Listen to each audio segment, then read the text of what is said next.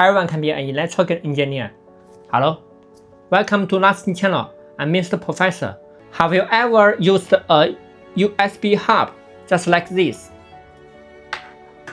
Its function is to explain more interface for computer or mobile phones, such as more Type-C or USB, HDMI, network ports, card readers, or others.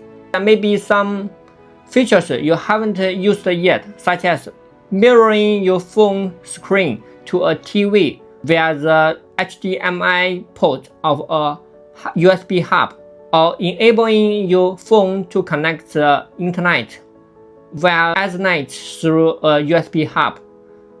Or you can use a mouse to control your phone and play games on it with a keyboard and a mouse.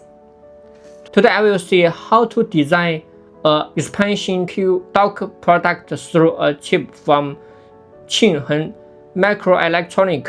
Its module is CH339W, specially designed for hub. This is a datasheet. It is a functional structure diagram that can support modular interface conversion. Let's take a look at the official application schematic diagram of this chip. From the schematic diagram, we can see the CH339W supports the function as specially shown in this table.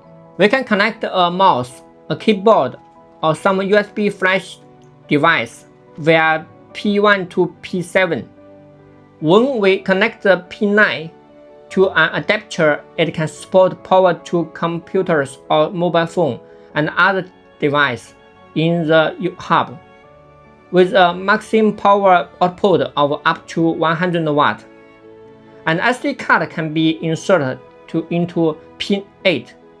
P10 can be connected to a network cable for network communication with mobile phone or computers. P12, P13, P14 can be used to debug some MCU, and P17 can be used for projection. If we need to transfer some special design interface, we only need to add another signal transfer chip. For example, adding network port can use an SPI to network port chip.